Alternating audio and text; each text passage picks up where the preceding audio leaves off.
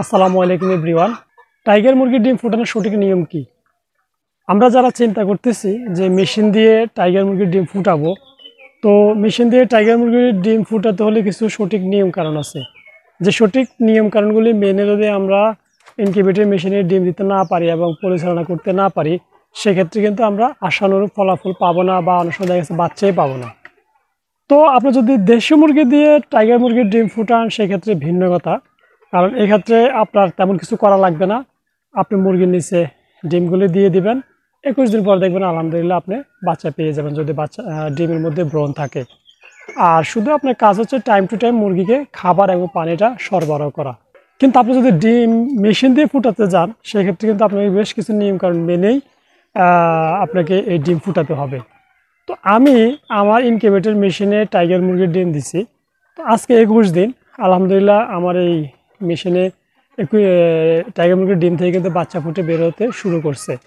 তো আমি 21 দিন কি কি বিষয়গুলি মেনে চলছি বা আমি কীভাবে মেশিনটাকে পরিচালনা করছি, কি কি মেনটেন করছি, সব কিছু ইনশাল্লাহ আজকে আপনাদেরকে আমি জানাবো এবং প্র্যাকটিক্যালি দেখাবো যে আমি 21 দিন কী কী করছি এবং কি করার ফলে আমার এই ডিমগুলি ফুটে কিন্তু আজকে বাচ্চা বেরোতে শুরু করছে। তো চলুন আমি একদম আপনাদেরকে হাতে কলমে প্র্যাকটিক্যালি দেখাই আজকে। তো মুরগি এবং খামার নিয়ে এরকম তথ্যবহুল ভিডিও নিয়মিত পেতে আমার সময় এগ্রো ফার্ম ইউটিউব চ্যানেলটি সাবস্ক্রাইব করে এবং ফেসবুক পেজটি ফলো দিয়ে আমার সাথে যুক্ত থাকুন। আশা করি ইনশাল্লাহ আপনারা এর থেকে কিছুটা উপকৃত হবেন। আমার দীর্ঘ 21 দিন অক্লান্ত পরিশ্রমের ফল দেখেন। এই যে আমার টাইগার মুরগির বাচ্চাগুলি ফুটে বেরোতে শুরু করছে। এই যে বাকিগুলিও ফুটে যাবে, এই যে দেখেন ডিম ফেটে রাখছে। হ্যাঁ, আশা করি ইনশাআল্লাহ সবগুলি আজকের দিনের মধ্যেই ফুটে যাবে, কারণ আমার এগুলি আসলে 20তম দিন থেকে ফুটা শুরু করছে, মানে গতকালকে থেকে ফুটা শুরু করছে। তো আলহামদুলিল্লাহ আশা করি আজকের মধ্যে সবগুলি ফুটে যাবে। তো এই পাশে যে সাদা ডিমগুলি, এই যে এই ডিমগুলো দেখতেছেন, এই সাদা ডিমগুলো হচ্ছে শুধু চীনা হাঁসের ডিম, আর এগুলো হচ্ছে সব টাইগার মুরগির ডিম। 28 পিস টাইগার মুরগির ডিম দিছি অলরেডি। আমার 2, 4, 6, 8 পিস বেরিয়ে গেছে। আর এখানে অনেকগুলি ডিমের মুখ কিন্তু ফেটে রয়েছে। আশা করি এগুলি আজকে বের হয়ে যাবে সব। তো আমি এই 21 দিনের আমার অনেক পরিশ্রমের ফল এগুলি। আমি 21 দিন আসলে এগুলি কীভাবে মেনটেন করছি, আমি আসলে প্রথম যেদিন ডিমগুলি দিয়েছি, তো সেদিন থেকে আমি 18 দিন পর্যন্ত ডিমগুলিকে টার্নিং করাইতাম ম্যানুয়ালি। যেহেতু আমার ম্যানুয়াল ইনকিউবেটর, আমি হাতে এগুলিকে ঘুরাইতাম। দৈনিক 4 বার করে আমি এগুলিকে ঘুরাইতাম 6 ঘন্টা পর পর। 6 ঘন্টা পর পর আমি ম্যানুয়ালি ঘুরাইতাম।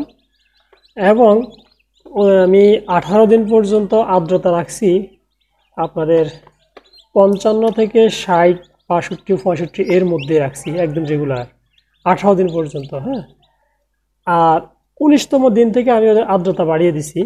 19তম দিন থেকে আর্দ্রতা 70, 75 প্লাস করে দিছি, কারণ যেহেতু এই সময় ডিমগুলি ফেটে বাচ্চাগুলি বেরোনোর সময় হয়। কারণ আর্দ্রতা বাড়িয়ে দিলে কি হয়, ডিমের খোসাটা বীজে নরম থাকে, মুরগি বাচ্চাগুলি বেরোতে সহজ হয়।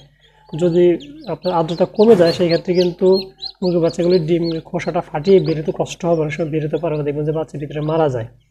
ঠিক আছে, তো আপনারা এই জন্য 18তম দিন থেকে আর্দ্রতা বাড়িয়ে দিবেন এবং 18তম দিন 19তম দিন থেকে আর্দ্রতা বাড়িয়ে দিবেন। 19তম দিন থেকে ডিম ঘুরানো বন্ধ করে দিবেন। একদম প্রথম দিন থেকে 18 দিন পর্যন্ত ডিম ঘুরাবেন। আর্দ্রতা আমি রাখছি 55, 60, 62, 65 এর মধ্যে, এবং 18তম দিন পর্যন্ত আমি ডিমগুলিকে দৈনিক 4 বার ঘুরাইছি। ঠিক আছে, এবং 19তম দিন থেকে আমি ওদের ডিম ঘুরানো বন্ধ করে দিছি এবং আর্দ্রতা বাড়িয়ে দিছি। আপনারা যদি এই নিয়মগুলি মেনে আপনাদের মেশিনে টাইগার মুরগির ডিম দিতে পারেন, তাহলে দেখবেন যে ইনশাআল্লাহ আপনাদের ডিমগুলি ফুটে বাচ্চা বের হবে। ঠিক আছে, তো আমি এটাই করছি, আর এমন কিছু করি নাই।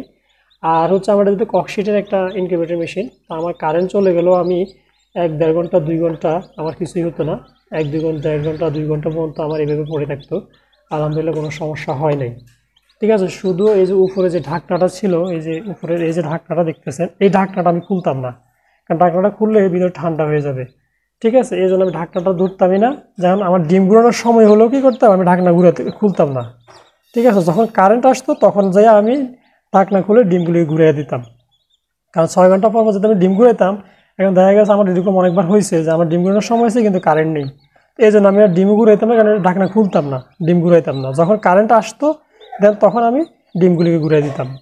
ঠিক আছে, তো আপনারা এই নিয়মগুলি ফলো করবেন, দেখবেন যে ইনশাআল্লাহ মেশিনে আপনাদের টাইগার মুরগির ডিম দেন, যেই কোনো মুরগি যেই কোনো ডিমে দেন, দেখবেন যে আপনারা রেজাল্ট খুব ভালো পাবেন। ঠিক আছে, তো আমি এই নিয়মেই আমার ইনকিউবেটর মেশিনটা পরিচালনা করতেছি। আলহামদুলিল্লাহ আমার টাইগার মুরগির বাচ্চাগুলি কিন্তু ফুটে বেরোতে শুরু করছে। আশা করি ইনশাআল্লাহ আজকের মধ্যে সবগুলি ফুটে যাবে।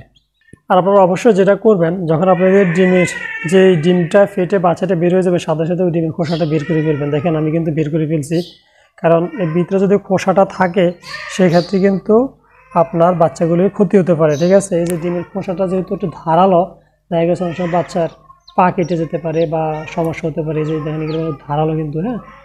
এই জন্য আপনারা অবশ্যই যখন যে ডিমটা ফুটে বাচ্চা বের হয়ে যাবে সাথে সাথে ওই ডিমের খোসাটা বের করে ফেলার চেষ্টা করবেন, ভিতরে রাখবেন না। আমি কিন্তু এটাই করি, আমি সাথে সাথে বের করে ফেলি।